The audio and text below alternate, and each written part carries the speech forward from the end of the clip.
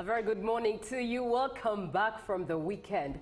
A weekend that was filled with the news and the consecration ceremony of now Bishop Patience Rawogo. It's the 24th of August, 2026, and today, the 24th of August, is the day that is beginning the crackdown on commuter taxis here in Kampala that are in a dangerous mechanical condition. It's starting today, and the taxis within that are not DMCs will be allowed within the greater metropolitan area of Kampala. And this comes as a directive from the Minister of Works and Transport.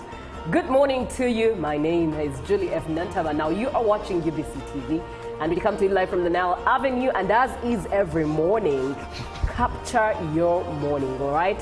Your moment. Take a picture of yourself by telling us where you are watching us from, and capture your morning. It's your morning, your moment, your picture. Send us a selfie or a picture of yourself to 0709-602-592, and the hashtag is UBCGNMU.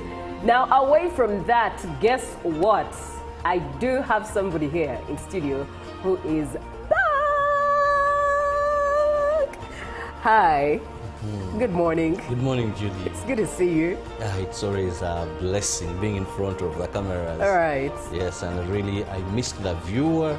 I missed the team. Viewer has been asking for you quite a lot. I missed the team, but praise be to the Almighty God. That you're here. That I'm here.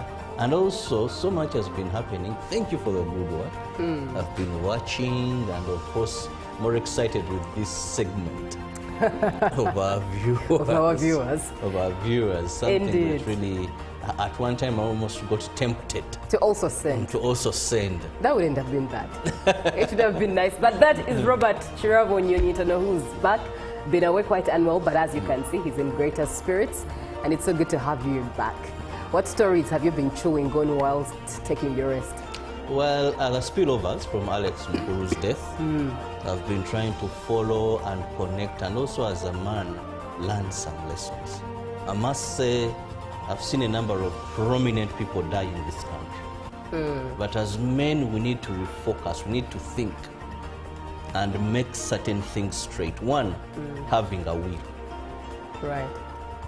Two, you don't know when you will go, but set certain things clear. About a month or two, my father gave me a call and gave all his children. He wasn't unwell and told us, when I die, come, I show you this very spot. So sometimes a person has been so serious. You can be so serious with the life, but you forget to be so serious with death. That when death strikes today, this property, how have I organized to avoid these things that later, with the day-to-day current social media, that will come out. So as a man, I've been learning so much. Right. How to prepare, how to do certain things, and ensure that even when the Lord calls me now to the other ministry, at least the people you leave home, everything is clean, everything is sorted, everything is organized. But I'll still borrow the words of my producer, Ruben Impima. He always uses a word that, how you plan, some of these things you don't plan them on your deathbed. It is a journey you start early. That's right. Very profound at that. Now, in that same spirit, while you send us your moment, taking a picture of yourself and a selfie of yourself, or a selfie of yourself, to 0709-602-592. That is for us to catch up and connect. Let's also take a trip to what updates we have this morning, and we're starting off from the local scene. Capture your morning, your moment, your picture. Robert, this morning, what updates do we have in Uganda? Well, allow me to start with a story that has made it locally, internationally, everywhere on social media, and that is the consecration of Bishop Patience Rawogo. Now, President Yoweri Museveni has reaffirmed his support for Bishop Patience Rawogo's spiritual journey, urging her to combine faith with economic empowerment. Museveni said that gospel should not only nourish the spirit, but also inspire wealth creation and improve livelihood. He was speaking at the consecration of Rabogo as bishop at Covenant Hill Worship Ministries in Maya, where he also praised the Lord for the health recovery of the First Lady Janet Museveni. Elegantly dressed and spiritually gifted, Patience Rabogo emerged from her limousine like a woman on mission to consolidate and strengthen her spiritual calling. This was at the Sunday at Covenant Hill Worship Ministries in Maya along Masaka Road. The occasion was a milestone in her spiritual journey. She was consecrated to the episcopal office of bishop. The consecration was officiated and overseen by Bishop Dr. LaDonna Osborne. The ceremony came 20 years after the Covenant Nations Church was inaugurated in 2006. It was a moment of celebration for the church and the congregation, with the main celebrant joined by Nigerian pastor A. Adeboye. The congregation was witnessed by President Yoweri Museveni and the First Lady Janet Museveni. As parents, they reaffirmed their support to Rabogo's spiritual journey and new responsibility.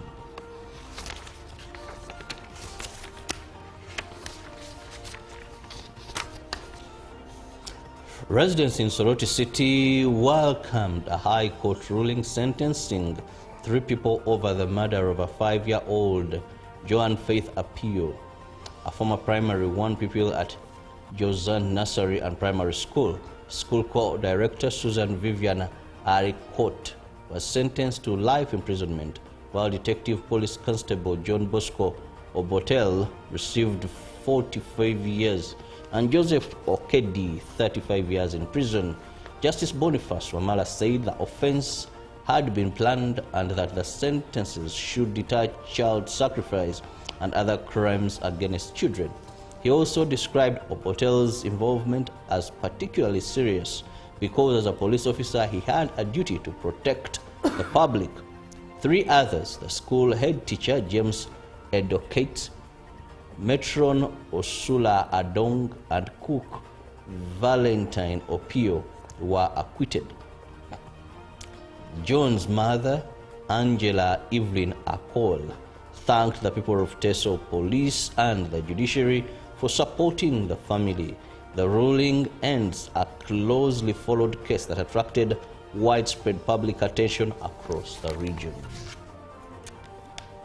Very unfortunate. Uganda's former Foreign Affairs Minister and diplomat Orara Otunu remains in the race to become the next United Nations Secretary General as the Security Council moves through informal voting to identify a successor to Antonio Guterres. Otunu is among the 8 declared candidates being considered for the UN's top diplomatic post. Guyana's Ambassador Caroline Rodriguez Briquet has emerged as the current front-runner, securing 8 encouraging votes in the latest straw poll. Costa Rica's Rebecca Gainaspan and Argentina's Rafael Grossi, who heads the International Atomic Energy Agency, received 7 encouraged votes each. The field also includes former Senegalese President Macky Sall, former Chilean President Michelle Bachelet, former UN General Assembly President Maria Fernanda Espinosa of Ecuador, and Ecuadorian diplomat Yvonne A. Baki. The informal ballots are used by the 15-member Security Council to gauge support for candidates and gradually narrow the field. To advance formally, a candidate requires at least 9 votes in the Security Council and must avoid a veto from any of the 5 permanent members: China, France, Russia, the United Kingdom, and the United States. The Security Council will eventually recommend 1 candidate to the United Nations Assembly for appointment as the next Secretary General. Now, with a few months to the Kenya, Tanzania, and Uganda to have the first time host the 2027 Africa Cup of Nations, that's code names Pamoja 2027, our reporter took us back through the bid process and gets up to speed about how ready these nations are for the continental show. On the 27th of September 2023, Kenya, Tanzania, and Uganda were announced as the host of the 2027 Africa Cup of Nations, which is sponsorship poses is referred to as the Total Energy CAF Africa Cup of Nations Pamoja 2027. This bid was fully supported by the three presidents, Yoweri Kaguta Museveni of Uganda, William Ruto of Kenya, and Samia Suluhu of Tanzania. This edition of the tournament will be the first to be hosted by the three countries and the first in 5 decades to be organized in the Sekafa region, since it was hosted by Ethiopia in 1976. This event will also be part of Africa Cup of Nations' 7th anniversary. It will also be the last one to be held in odd-numbered years, as CAF announced in December 2025 that AFCON would become a tournament that happens after 4 years from 2028 onwards. Well, that brings us to the end of our local stories, but of course not so many days left, about 299 days. Now, how prepared are we, the 3 states? We just wish for the best. And of course, as Ugandans, we should not forget that when that day comes, we must keep smiling. Well, I hear we're the happiest country, so I guess that's not a problem, no matter what will be happening. But on that note, Robert, we do thank you for what we've had on the local scene. Let's take a trip to what the global scene has. And we're starting off with the UK's Prime Minister, Andy Burnham, who will mark his first visit as Prime Minister with a trip to Kiev on Monday to reiterate UK's support for Ukraine and honor the country's Independence Day. The Prime Minister will chair his first meeting on the coalition of the We Link set up by the UK and France under his predecessor, Sir Keir Starmer. He is also set to accept an award on behalf of the British people, recognizing the UK's support for Ukraine and to take part in Independence Day events. Burnham will be reaffirming the UK's backing for Kiev in the wake of escalating Russian strikes on Ukraine in recent weeks, including one on a shopping center on Friday that killed at least 16 people. Ukraine will be celebrating 35 years of independence. Now moving on, U.S. Treasury Secretary Scott Bessent says Washington aims to sever every economic lifeline that sustains Iran ahead of an expected announcement from the U.S. to impose extreme economic sanctions against Iran. Iran Security Chief Mohsen Rezai warns that if Trump's economic war continues, Tehran will halt all oil exports from the Gulf and treat any country's support for U.S. sanctions as an act of war. The Iranian Parliament's National Security and Foreign Policy Commission has backed a draft law stipulating that ships of countries permitted to pass through the Strait of Hormuz will pay for services provided by Tehran. Israeli forces have carried out several deadly strikes, including on a warehouse near Maghazi refugee camp. A Syrian delegation led by Foreign Minister Assad al-Shaibani met Israeli officials in Jordan with U.S. mediation, according to a Syrian diplomatic source quoted by the country's state news agency, SANA. Robert, what happens to the cost of fuel if things are getting intense and more intense with the Strait of Hormuz? That's a question that lingers indeed. Now, that clearly explains why President Museveni always says that Africa should develop solutions, right, that are Africa-centered. Indeed. Now, when we see the pipeline, we see us moving into oil exploration. Just imagine if this happened when, as Uganda, all was set, done, you know, this would be also something better. But these are people who tell you fossil fuels, let's end fossil fuels, protect the environment. Now here we are. Indeed, indeed. Now, taking a look at what we have on the continent this morning, at least 30 people have been killed after a mound of rubbish at a major waste site collapsed. Pardon me. After a major waste site collapsed nearby homes in Guinea's capital, Conakry. The government said another 22 people were injured, including 6 seriously, in the city's Dar es Salaam area. Significant resources and personnel, including the military, have been deployed to search for survivors after the collapse at about 2 o'clock local time, following heavy rain overnight. One woman told local media her 5 children had died in the disaster, and there are fears that the death toll will rise further. Rescuers were later seen using excavators to comb through a mountain of scattered rubbish at the site as local residents gathered nearby. And that brings us to the end of what we have on the global scene. Robert, let's fly straight into what headlines we have this morning from the dailies. Looking at the dailies, beginning with a new vision, here we have over 2,800 taxis to be impounded. Where does that leave people who use them? The people in terms of the price fare, but of course the numbers too.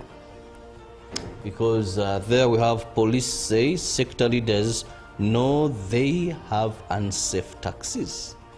Now also moving on, the consecration of Bishop Patience Rabogo. And still moving on in the new vision here, government to hire over 1,400 teachers. And remember, they have now good pay there, so congrats to the teachers. Those are some of the stories in the new vision this morning. Let's see where else what you have for us. All right, and flying straight to Tanzania, that is in the Citizen, looking at the headline on there, Tanzania sets sight on power export amid surplus capacity. That is it for Tanzania. And land disputes undermine women's secure land entitlements. And another story to fetch into is Fitch Outlook puts Tanzania upgrade hopes to test. When putting food on the table is all that matters. Why is it so? That is in the Citizen. And looking at the Daily Nation, representing Kenya, Uhuru takes on Ruto, decision 2027. Fallout exchanges set stage for showdown next year. And the president rules out talks with Gachagua. Also more stories in there matters crime on the doctor who was killed. But also KRA targets Sonko's 1.4 billion shilling cash deposit. And that brings us to the end of what we have in the dailies this morning. For now, let's have a short break. We'll be right back with the real, but while at it, do let us know where you're watching us from. Capture your morning, send us a picture or a selfie of yourself and capture your morning. We want to get in touch, we want to connect and do life together as any human being would. Capture your morning, your moment, your picture to 0709 602 592. Hashtag is UBCJMU. Good morning.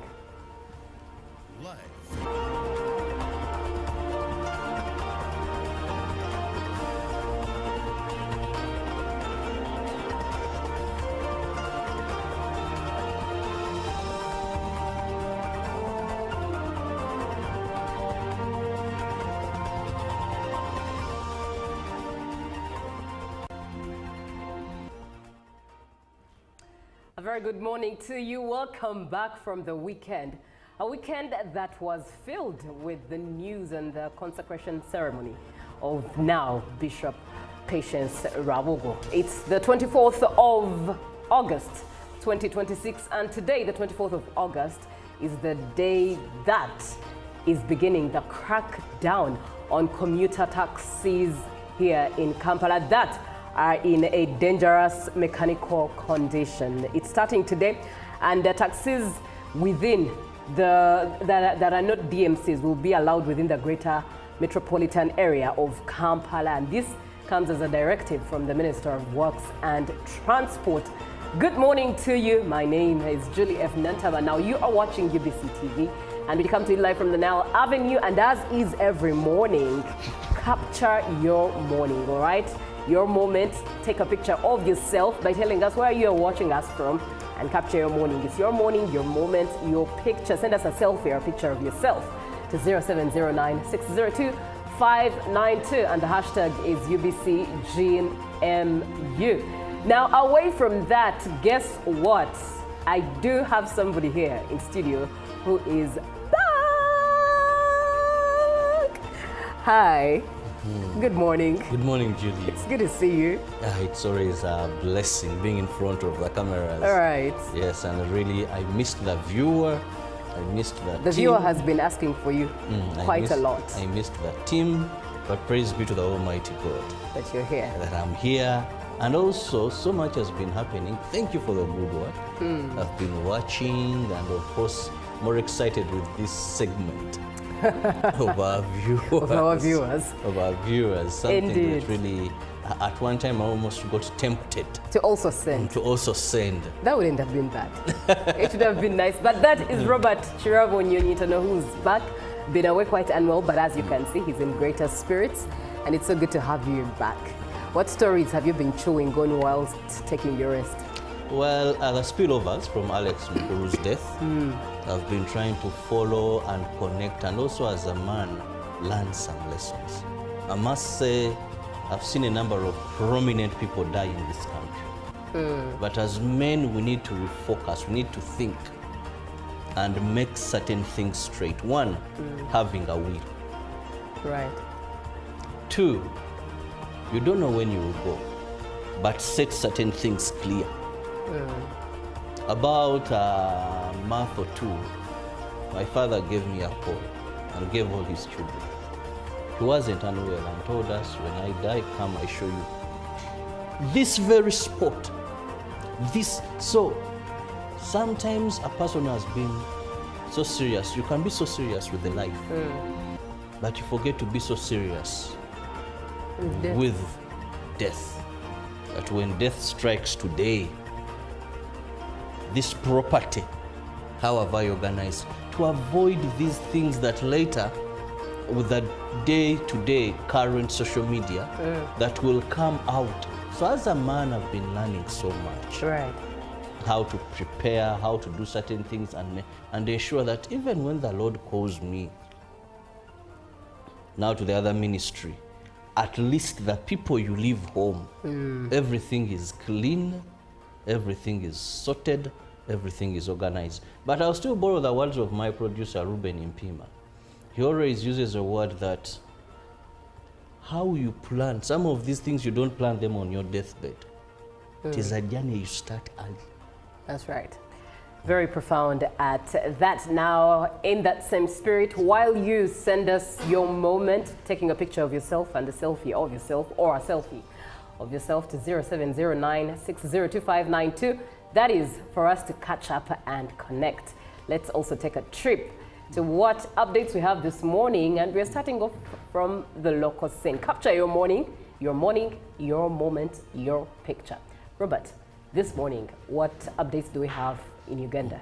Well, allow me to start with a story that has made it locally, internationally, everywhere on social media, and that is the consecration of Bishop Patience Rabogo. Now, President Yoweri Museveni has reaffirmed his support for Bishop Patience Rabogo's spiritual journey, urging her to combine faith with economic empowerment. Museveni said the gospel should not only nourish the spirit, but also inspire wealth creation and improve livelihood. He was speaking at the consecration of Rabogo as bishop at Covenant Hill Worship Ministries in Maya, where he also praised the Lord for the health recovery of the First Lady Janet Museveni. Elegantly dressed and spiritually gifted, Patience Rabogo emerged from her limousine like a woman on mission to consolidate and strengthen her spiritual calling. This was at the Sunday at Covenant Hill Worship Ministries in Maya along Masaka Road. The occasion was a milestone in her spiritual journey. She was consecrated to the episcopal office of bishop. The consecration was officiated and overseen by Bishop Dr. LaDonna Osborne. The ceremony came 20 years after the Covenant Nations Church was inaugurated in 2006.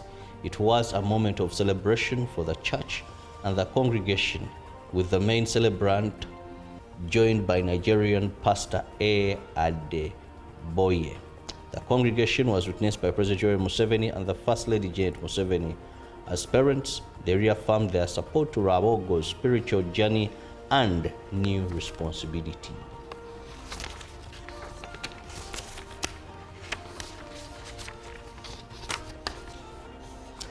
Residents in Soroti City welcomed a High Court ruling sentencing 3 people over the murder of a 5-year-old Joan Faith Apio, a former primary 1 pupil at Josan Nursery and Primary School. School co-director Susan Vivian Aricot was sentenced to life imprisonment, while Detective Police Constable John Bosco Obotel received 45 years and Joseph Okedi 35 years in prison. Justice Boniface Wamala said the offense had been planned and that the sentences should deter child sacrifice and other crimes against children. He also described Obotel's involvement as particularly serious because as a police officer he had a duty to protect the public. 3 others, the school head teacher James Edokate, Matron Osula Adong, and cook Valentine Opio, were acquitted. In Uganda.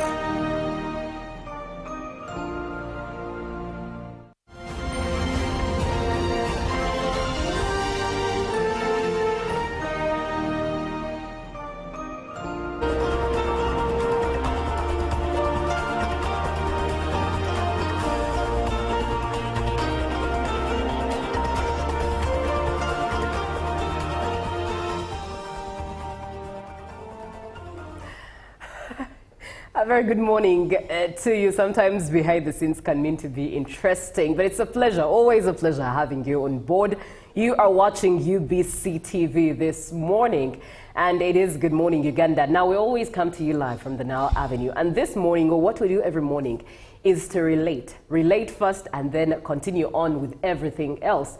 And that is by connecting where you send us a picture of yourself or a selfie of yourself and telling us where you are watching us from. Capture your morning. Would love to definitely be part of it. Your morning, your moment, your picture. Send it to 0709 602 592 as we connect now. In the meantime, while at it, let's look at the 100-day crackdown operation that was directed by the Minister of Transport and Works, where he directed that all commuter DMC taxis stop operating in Kampala. And the operation is beginning today, taking on 100 days. Of course, even as supported by the UTOF administrators, encouraging their members to pause on driving or stop driving DMC taxis within the CBD. But do share your views. What do you think about that? Share your views on the government's initiative to impound taxis deemed unfit for operation. Do share that on 0709 602, that is via WhatsApp, and to our ex-handler at UBC TV Uganda. And the hashtag is UBCGMU. Robert, This initiative, I think it's been long overdue because it was supposed to have started a couple of months back, then extended up to June 1st, and then June 1st nothing happened and no one reported about it or gave us a report on it. And here we are. First, we must say that this is a very good move. Why? Because taxis in dangerous mechanical conditions have caused a number of accidents. Right. Have caused injuries. Second, they are a danger even if they have not yet. You get what I'm saying? Is these, first let's look at the word DMC, dangerous mechanical condition. Now, a vehicle in a dangerous mechanical condition, it is already dangerous to be on the road in the first place. It shouldn't be on the road, but here we've been having hundreds of them. And in the CDB, a very busy area where you have such vehicles. I want to tell you, there are many people where these vehicles have failed to stop. They have lost the brakes and they bump either into a vehicle. People who have driven in the CDB will tell you that's very common. Abwa. Then you get out, you look at this person. So you become something that has enabled to save at worse situation. But away from that, surely and also, these vehicles we are seeing on our roads, the commuter taxis, there are very many in the first place, but their job is to transport people for money. It is a business. It is not like a car you may buy to drive you to work. But this is a business. It makes money on a daily. One, a car, if maintained, will not get to the level of a DMC jury. So there has been laxity, but also people not giving back to their job. People just milking a cow without feeding it. Because I tell you, you travel away from Uganda, even here in Uganda, people have cars as old as I am, as old as you are, Julie, but because they are maintained. You look at this car, it can pass any test. Well maintained. Now, because this is something we've not been so much into, someone will drive this car, it reaches, can you imagine you're stayed in a taxi, but you're seeing the tarmac? Yes. Right. You're seated in a taxi, but in the jam, it is a miracle for it to start, to reignite the engine. You're sitting in a taxi, many of them, they have to first push it. You're sitting in a taxi. Inside, the metals are cutting people. People's clothes are being torn left, center. You know? So they're just death traps, some of them. So this move is good. However, where is that? One, implementation. What are you going to judge that this is a DMC? What is your criteria? Looking at it. Anyways, that is one. That is one of them. But I believe there should be an in-depth because of inspection. You've not had where you're taking these vehicles. Because two things. Yes, you may use the look, but I've ever seen a car, even a car, where the body is almost rusty. But someone has put in a new engine. When you get into the car, the interior, you know, and it can take you everywhere. I've ever been in a car that qualifies for a DMC, but was taken for panel beating, then also They worked on the outside of it, put new lights and everything, and it looked very new. But was totally a death trap. So these are, by mere look, because I don't think we are going to have these police inspector of vehicles on the roads to check and say no.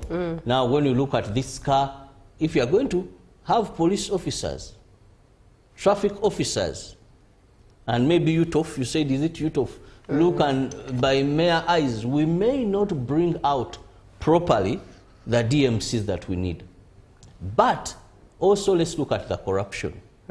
Julia, I've always said this, and I'll repeat this, and it's very unfortunate for beloved mother Uganda, that every time government comes out with stringent measures to regulate something that would benefit Ugandans, it breeds high levels of corruption.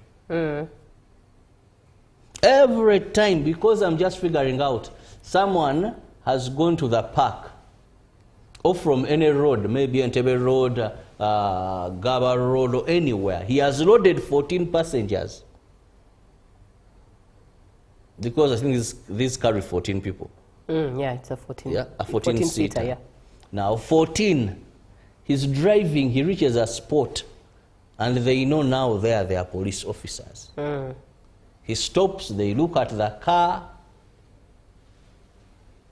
Very many may survive this. Let me first drop these people this amount of money, and that happens. But also, how are we going to rule out certain things we say painfully? How are we going to rule out? Because there are people in this country that own 10, 20, 30.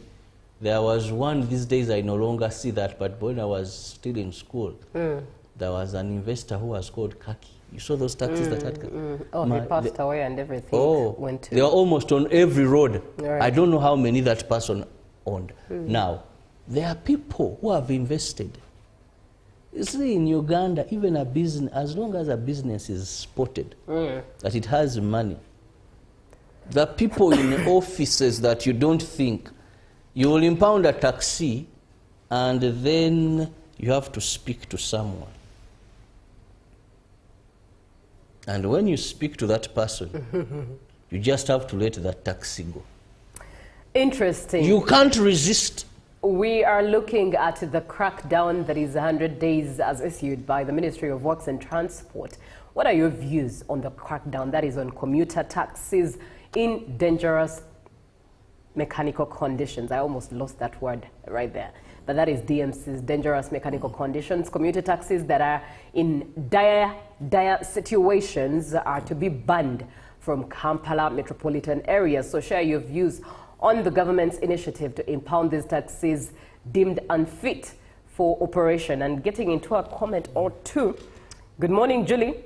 I think this move was a long-awaited one because safety should come first and has been done the opposite to allow such taxis operate, risking our lives. So it's really, really good and highly welcome. Safety first.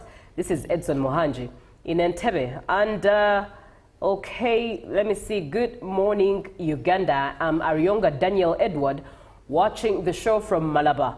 This operation was overdue, and I support government and the Minister of Discovery for discovering these DMCs. Let the government implement this resolution countrywide because people have lost life because of these vehicles. And lastly, these vehicles, most of them carry bed bugs in most of their seats. Bravo to the Minister of Works, and my current rating of him is, as per this move, that is 70%. Thank you very much, Daniel. Please don't rush because we've not seen the implementation. Let's wait for the implementation. Now, Robert, looking at this very same issue, some of the taxi operators say that government policies are the primary cause for building broken fleet, ongoing broken fleet on the roads of Kampala. And they say, for example, the policy of banning importation of cars, commuter taxis that are older than 15 years is one of the policies that causes older vehicles and DMCs to operate on the roads of Kampala. But again, they factor in taxes and then fuel prices, rising fuel prices. And of course, they factor in competition for nowadays, high competition from border business, but also the new roads that are being constructed encourage more walking than transportation. Walkways, they have more walkways than vehicle passages. What would you speak into this in line with this operation? One, I would say those, of course, are words of a dying horse. Kicks of a dying horse, sorry. Because now, if banning taxis of 15 years to come into Uganda, I think we have policies even on these other cars. Why? Because that car there has already served a long period. It wasn't manufactured and placed there. It's been working. Now, if a car has been from 15 years of manufacturing, now if you bring it when it has already served there how many years to come in Uganda, then you also put it on our roads given their nature. Actually, government is even saving you. Because at the end of the day, this car will not serve you more other 5 years to make it 20. So you rather have something nearly from the year of manufacturing because the longevity is more. Now, when you talk about competition from the borders, yes, I do understand, but that borders now, many people do use borders for some journeys instead of taxis. Yes. But this is not only in Uganda. Borders in Africa are in so many countries. Some may have matatus, others, people use Uber and all that. Competition will be there. But when you go to the taxi park, you can hardly find that a person parked in the morning and has not loaded. That a person drove from Entebbe up to Kampala, that taxi is not full.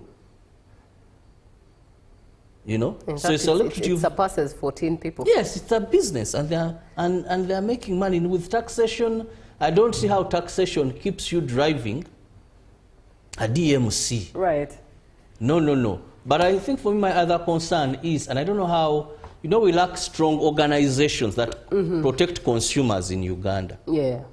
We need strong consumer protection laws and organizations that advocate for consumer rights. Now, you're going to see the nonsense that is going to happen today. You go down park, and a person will tell you, taxi bazongeza. And of course, in fact, I wanted us to chew on now the effect of it, yes, because I understand this has a journey that has spirit. been 2,500. Yes. Because taxes have been reduced, it's going to become 3,500. 3,500. So now I wonder what plans the ministry has to protect in this country. There are things that our beloved president and CDF must look into. Who protects? Look at transport sector and schools are two areas that exploit Ugandans as of when and how they want. You can see an increment of 100% in a taxi fare today. Doubling price, 50% increment.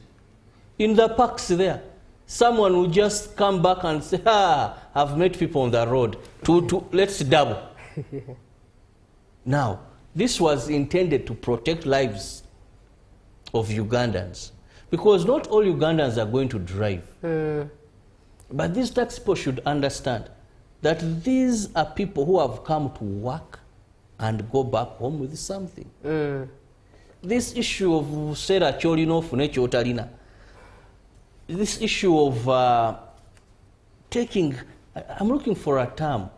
Is it not even take Ugandans for a ride? Okay. We've become so selfish as Ugandans that you want to take advantage of every situation, even if it doesn't affect you. Because I'll ask you, Judy, if you've been having so many taxis in the park, like they claim, and maybe a day you are able to do 3 shifts, now that the DMCs are out of business, you're able to do 10 shifts. Then why do you increase prices? Because there you would spend 3 hours, you've parked, you're not loading, or 2 hours. Now the moment you drop people off, you offload, in 15 minutes you're back on the road. Interesting, though. Now, economically, though we look at factors of demand and supply, but also, if you think about it, if in case the increase is there, one then would opt to use your competitor, and that is the border, and still leave you hanging. yes, of course, Because there are some journeys effect. where, for example, someone works in Kampala, they stay in a place called Katale Busawula, where if you're to use a border, because also borders are expensive. They are. A border can charge 15,000. No taxi may charge 15,000, however much they hike their prices. If it's a journey of 2,500, but you see, you look at cost-benefit effect, time spent on the road and the difference of what you're saving. Well, still, what you're saving sometimes it doesn't make sense. Maybe longer. So we want to urge the bodies responsible, right, to come in here and not and save Ugandans from exploitation. And also want to urge the bodies that are responsible to be supportive of this move. Because at the end of the day, certain things may seem far from you, but the day you lose your loved one, right, the day you're involved in an accident because of a DMC, and it hurts when you're totally innocent, you're driving at that good speed, recommended speed, you have all it takes, your car is in good mechanical condition, you just hear your rear mirror smashed off. Achwa! But oh, Mzee, Sonywa. What happened? I also don't know. The car refused to brake. I also don't know. Those cars, we have DMCs. Indicators don't work. The lights don't work at night. One time there was one DMC that was the boot doesn't lock. So as I was driving up, the boot at once, everything fell on the road. You know, we felt like we are rabbits. Everything. I asked, what's wrong with you? Oh, wow. Oh. Some doors, people are about to fall out. Interesting. Allow me to chew on some of the comments from you, our viewer. Thank you so much for watching. And Robert's experience is quite the experience. And I believe many have faced these experiences. Look at commuter taxis and the experience you've gone through in not enjoying them, but of course just boarding them because it is what it is. Good morning. I'm Piroth Godway from Zombo. The move to impound these taxis is a good one because these taxis in DMCs do not only look ugly, but also cause accidents and various forms of pollution. One time, I was in a taxi where a passenger had to hold the door as if it was the door lock. Yeah, Robert, can you imagine that? And I think this shouldn't zero to taxis, but all forms of vehicles on the roads, including buses. What an experience, Piroth. But thank you so much for watching the show and following the program. Good morning, Uganda. I'm Victor Obong from Lea. Concerning the topic of today about impounding taxis, me personally, I support it. Why? Because life is something that should be valued more than anything. The government is trying to avoid the death of Ugandans in the long run. All right, but my question, Julie, is why have they specified the means of transport, that is to taxis, leaving out other means like public buses? Doesn't it mean that all our public buses are in good rather, does it mean that all our public buses are in good mechanical conditions? All right, some may not look good or look cracked, but in real sense you may find that something is not right somewhere in the bus. So why have they only focused on taxis? DMC taxis are the traps and must be off-road immediately. Doors tied with ropes, failed brakes and steering, unfit for human transport. The government gave a 100-day operation starting today. Is also late but necessary to save lives. No sympathy for unroadworthy vehicles. This should also be extended to other parts of the country. Shaban Ali in Soroti district. Robert, in the meantime, as I collect more comments from our viewer, and of course in line with capturing their morning and sending us a picture and a selfie of themselves, what do you think, what are you expecting by the end of the 100 days? First, I'm expecting confusion. Confusion? Confusion. In what sense? In the implementation exercise. Unless it is well planned and streamlined. But there are so many chances of having it messed up today. Two, I expect tax fares are going to hike and there are chances they will never go down even after the 100 days, because what goes up in Uganda when prices shoot up, even if the issues are addressed, it is very hard to see those in that sector think of Ugandans and say, but there was a problem, it's solved, now let's go back to our old. I think it's only during Christmas and Easter where we see these fares shoot up and then they later return to normalcy. Now also, I expect to see some arrests in terms of resistance. Believe you me, dealing with these people, the taxi fraternity, some of them, certain things don't go very easy with them, even when they know it is the law. I also expect some jam within the taxi parks. Today, if you visit the old park and the new taxi park, you may see queues of people who are looking for taxis to take them home. All right, indeed. This may take two angles. We have crafty Ugandans who may choose to park their taxis. Interesting. Just to create that situation. Right. Either government to cancel the decision or to shorten it. Indeed. Thank you very much, Robert Chirabo Nyonyintono. And the moment, Robert, that you talked about is, of course, that we are standing here for is to capture your morning, dear viewer. And, of course, getting in touch with you, capture your morning, your moment, your picture. But the conversation on commuter taxis as an initiative operation of a crackdown that was introduced by the Minister of Transport and Works is on, and it does continue on our X handle at UBC TV Uganda. So head over there on our X handle and share your views while we continue to interact. But in the name of catching up with you and getting to connect, Kezia, hi, you are watching live from Tororo. Thank you so much for following the show. And Connie Finella, thank you so much. You are in Nabilatuk District. It's a pleasure seeing you and knowing that you are on the other side. Anonymous, you did not leave your name, but you with a beautiful set of children on there from Gulu District. Thank you so much for watching the show. Shout outs to you. Always a pleasure having you on board. And also, you did not leave your name. It is anonymous, but you are live in Kampala enjoying a beautiful glass of juice that almost looks like, I think, pineapple, I guess so. But let's look at more that came through afterwards. From Gulu District, did not leave a name, but we do appreciate you for being on the show. I can see your WhatsApp handle is Ochora Frankwell. Thank you, Frankwell, for being on the show and right in your business as early as this morning. That means the early bird catches the worm. Shout outs to you for being right at it. And looking at more shout outs, let me see that came through. We do have Kezia. Kezia, we've already indeed seen Kezia's shout out. Daniel from Daniel Edward from Malaba, we did get in touch. Victor, we also did get in touch.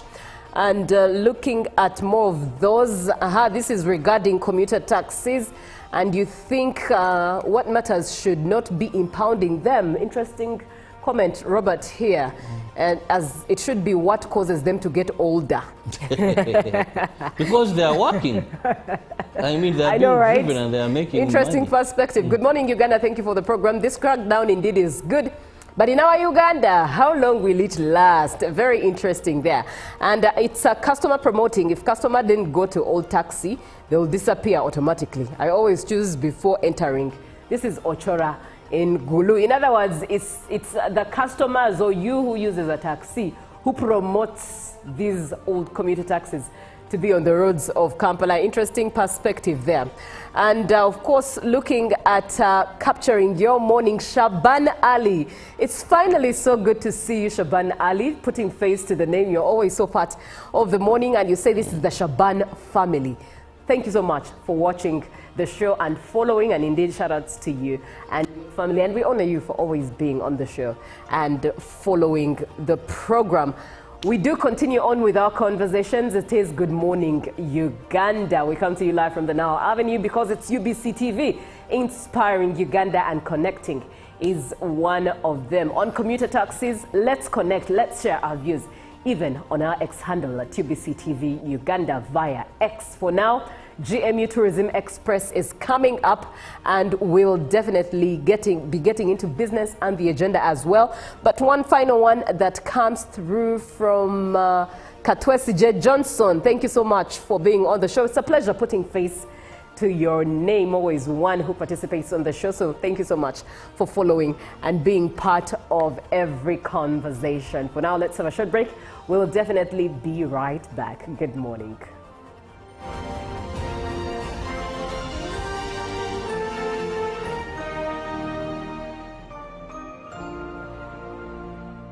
Live from UBC Studios in Kampala, this is Good Morning Uganda. Pick of the day on UBC.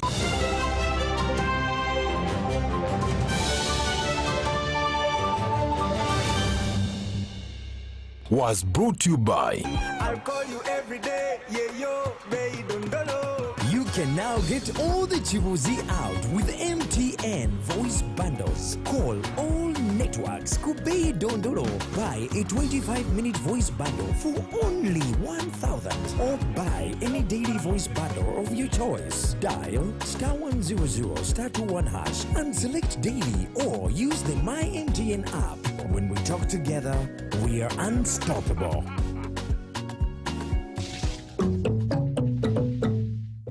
My question is, what is the difference between rental tax and income tax? How comes I'm paying both taxes on my own premises? If you want to have a tin, but you are not making any income from your business, you should take on the obligation to continue filing your nil return. Commissioner General, to invest in taxation. When people understand taxes and they know the importance of taxes and they know the fair assessment of these taxes they're supposed to pay, I think everybody will embrace taxation. As banning groupage cargo, clearance protects small traders who cannot afford to import full container loads individually and rely on consolidation to remain competitive. Cargo to come in groupage is consolidation, it's legitimate, and we can't ban it. What we have banned, or what we have stopped, is the use of container leaders. Now, Fiona, the good news I have for you is that among the new tax proposals, Now you can get direct answers. Send your tax-related questions via WhatsApp or SMS to 0790-141-887, and the Commissioner General of URA, John Musinguzi, will personally address them. Tune in to UBC News Tonight every Monday and Wednesday for expert insights and clear explanations. Booza Commissioner. Live from UBC Studios in Kampala, this is Good Morning Uganda.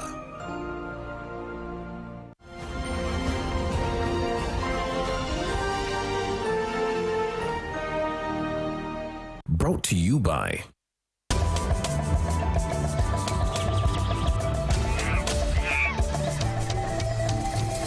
Uniquely Ours. Explore Uganda. Yeah, the lion we are seeing down there, that's the famous Jacob within the Kasenyi Plains here. Now, Jacob is one of the lions who has made headlines all over. When you look at Jacob, Jacob has 3 functional legs. One is not functional. Jacob was caught in a wire snare some 6 years back. Jacob migrated from the south of Queen Elizabeth. That's about 80 kilometers away from here. Came here with a brother called Tibu. Tibu is the shortest way of mentioning our Tibu Habura. I don't know if I've got it well. So they moved him from the southern, that is Ishasha. They came, it took them about 7 months to reach here. So when they reached in Kasenyi here, they faced a lot of resistance because we had the main breeding lions here that had conquered the plains. So they kept away for some time. So whenever they tried to cross, because they also were blocked by the channel, so it was not easy for them to cross the bridge. They made many attempts, they failed. But the last attempt they made, they swam through the Kazinga channel from the other fishing village called Kazinga, crossed this channel, which is about 1,000 meters wide, which record no lion has ever broken. So three of them with the brother, but the brother disappeared because he was not collared. He's there, but we can't now separate. So they came and stayed at the peninsula for about close to a year. So when there was confusion here among us lions, they were fighting one another, they parted ways because the main breeding pride disappeared, moved to the other side of the park. So the Jacobs got a chance of penetrating here. Jacob, as you look at him, cannot hunt easily. But he has a brother who has been with him for all that time. So whenever the brother hunts, comes and moves him. They go together, yeah, eat food. Jacob also enjoys less privileges when it comes to mating, because usually the behind legs are the ones that give it support. But when you look at Jacob, the behind one of the legs is cut off. So Jacob is not actually enjoying all his rights, but he's a champion, he's a hero here, yeah, and he freely moves around here. Secondly, when they came in, the brother was being fought because there was no access for it to come here. But when the other ones came to fight the brother, Jacob was left alone. No one touched Jacob. They would fight the brother, but for him he kept down.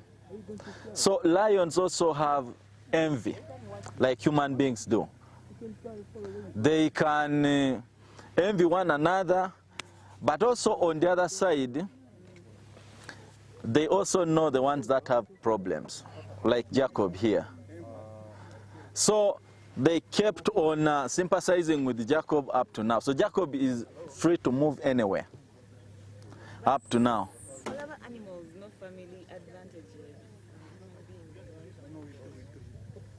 What happened to the leg? Yes. So his brother literally feeds him. So if anything happens to his brother... The brother is not far from here, but only that the brother is mating with one.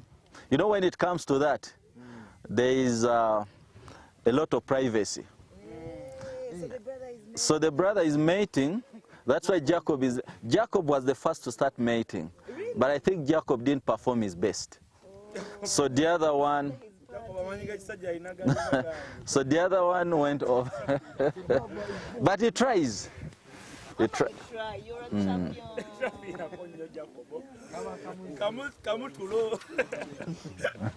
swam. That nigga swam. Why is he panting like this? Now the panting is because of the weather. Lions feed on meat, rich of proteins. So when it comes to digestion, when the body is converting food into energy, it needs a lot of energy. So in most cases, that's why when it gets hot, lions look for a cool place because they need where they can rest freely. So the panting is because of the meat. So can we look for the brother? We shall. Make sure we find him mating. But privacy. Eh?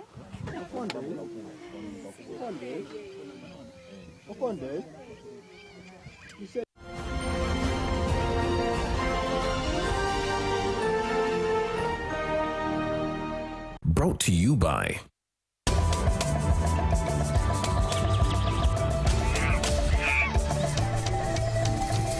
Uniquely Ours. Explore Uganda.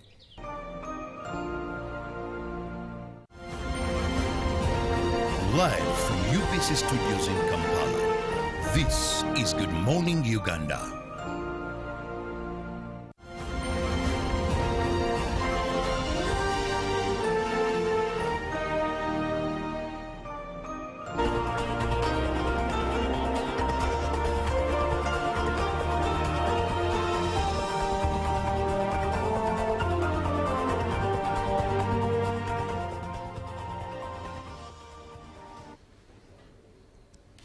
Welcome to Business This Morning. I'm Robert Chirabo Nyonitono. That is in case you've just joined. Now, the Uganda Federation of Malgamgo Community Credit Cooperative has taken financial literacy, discipline and mindset training to rural remote communities in eastern Uganda. The training in the parish of Buvulungati and Bukamba sub-county in Kaliro district promote the formation of Malgamugo, commonly known as a village bank. Rural communities in eastern Uganda districts are turning to Malgamugo, all village banks, through saving, investment and collective development for financial empowerment. The Uganda Federation of Malgamugo Community Credit Cooperatives is promoting the Korean model, which encourages communities to mobilize local resources and invest in their own development. At Buvulungati Parish, Bukamba Sub-County, Kaliro District, MG members said the initiative has strengthened their saving, investment and cooperation, expanding membership needs to translate into tangible economic benefits for households. The model has aided communities reduce dependency on money lenders.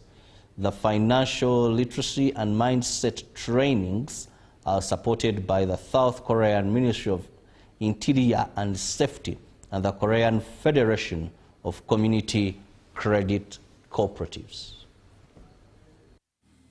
Rural communities in eastern Uganda districts are turning to Malgamgo or village banks through savings, investment and collective development for financial empowerment. The Uganda Federation of Malgamgo Community Credit Cooperatives is promoting the Korean Malgamgo model, which encourages communities to mobilize local resources and invest in their own development. Our main objective is to see that members in our communities are able to support themselves and they are financially independent and can be able to access their needs. At Buvulunguti Parish, Bukamba Sub-County, Kaliro District, MG members said the initiative has strengthened their savings, investment and cooperation. Saving is not bad, it's good. We learned how best can we save, and we agree that every week we are going to be saving, contributing shares and welfare fund. Expanding membership needs to translate into tangible economic benefits for households. We get a lot of money, but the way we expend our money, we don't save. But as per now, I'm going to teach them how we can save and develop. The model has aided communities reduce dependence on money lenders. All at 3%, but the other banks and the other associations, they are still at 10%, which is become difficult to our members. So we are very happy that we can help our people in the community. The financial literacy and mindset trainings are supported by South Korean Ministry of Interior and Safety and the Korean Federation of Community Credit Cooperatives. Farmers and agriculturists in Karamoja are calling for the preservation and promotion of indigenous seeds to address rising seed prices and limited access to improved varieties. The call was made during a 5-day training by Nubian Zonal Agriculture Research and Development Institute in Nakapilipili district.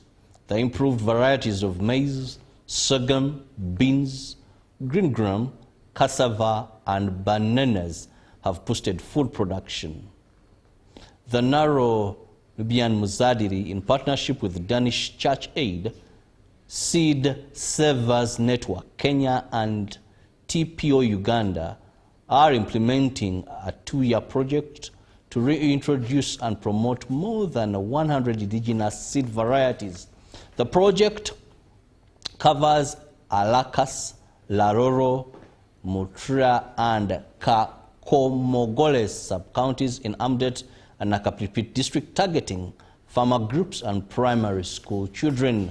Now, farmers were trained as trainers to promote conservation, production, and local seed businesses. Indigenous seeds are more accessible and drought-tolerant and better suited to local conditions, making their preservation vital for food security in Karamoja.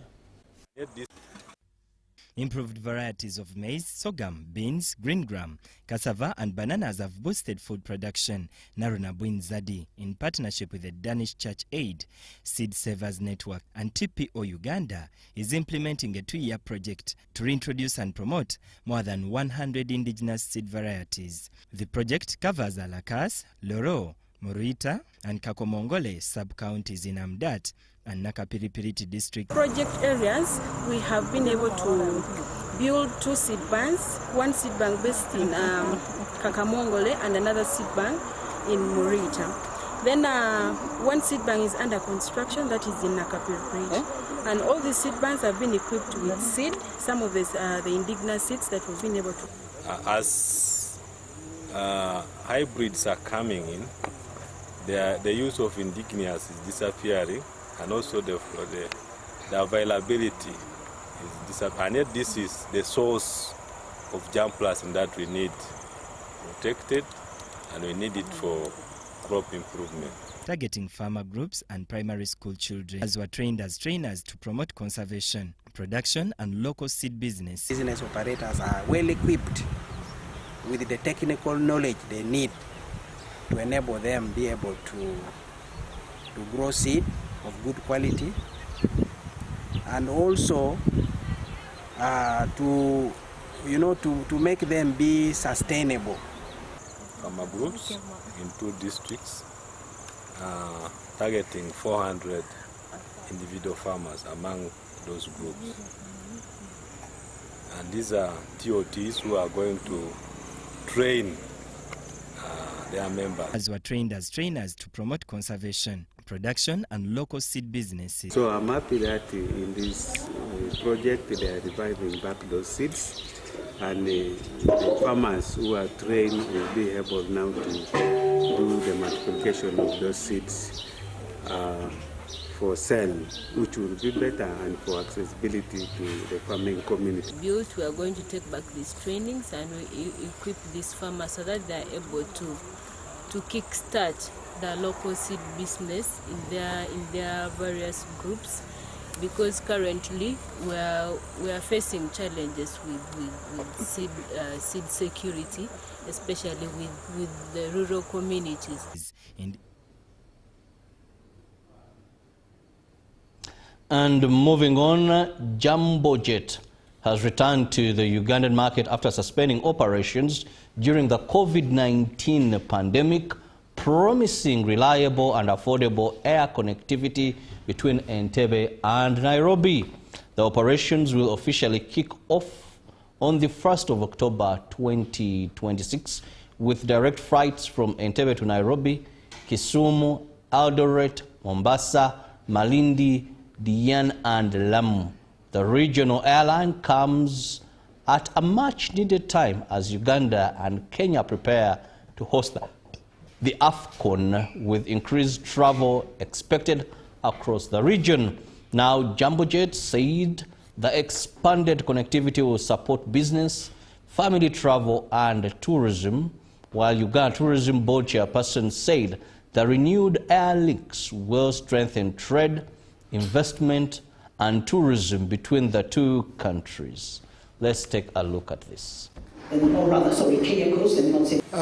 a pleasure being back to as Jumbo Jet to this market. We were here, we launched in 2018, but when COVID struck, we stopped our operations. It's a pleasure just to coming back 6 years later. One of the things that we are coming back to the market is it's with a promise that what we're bringing in is that we're bringing in that reliability, that reliable experience to our customers. There's a lot of business in between Uganda and Kenya. There's a lot of family, visiting family and friends. There are also quite a number of touristic destinations like the Kenyan coastal destinations and also in Uganda, whereby we can be able to connect tourists. So what we are promising is that connectivity to the market, ensuring that also safe operations. We're also promising affordability. Our lowest fare starting from $170. We're here to attend the relaunch of Jumbo Jet into Uganda. Entebbe, Nairobi, Jomo Kenyatta International Airport is where they'll be flying to. From a tourism perspective, I'd say this is a fantastic thing that they have done, because this is another option for air connectivity. Air connectivity, it has been proven, is the one vehicle that helps us to bring investment, trade and tourism into a... Well, and 1st October, they'll be flying to and from Uganda. Now, let's take a look at the forex rates this morning. As of Friday, the 21st of August this very year, now the United States dollar was buying at 3,715.57 and selling at 3,725.57. The Great Britain pound was at 5,068.03 and selling at 5,084.28. The euro was buying at 4,344.24 and selling at 4,356.68. The Kenyan shilling was at 25.66 and selling at 28. Beg your pardon, the Kenyan shilling was at 28.66 and selling at 28.81. The Tanzanian shilling was at 1.39, buying and selling at 1.41, and the Rwandan currency was at 2.52, buying and selling at 2.54. Now, in case you have some money on you and you want to do some exchange, that is as of Friday. We'll take a break. When we return, Julie is ready with the agenda. See you in the next hour. Keep it on UBC TV.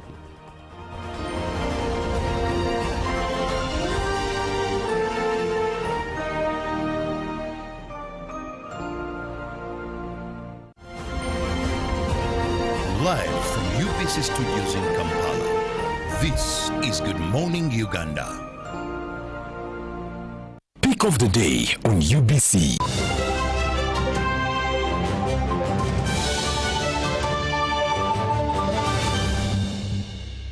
Was brought to you by...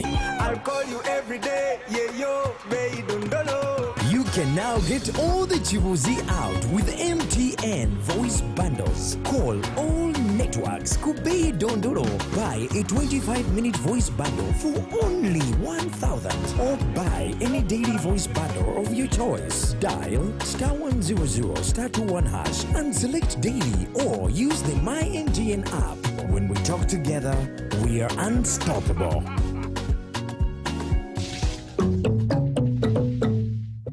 My question is, what is the difference between rental tax and income tax? How comes I'm paying both taxes on my own premises?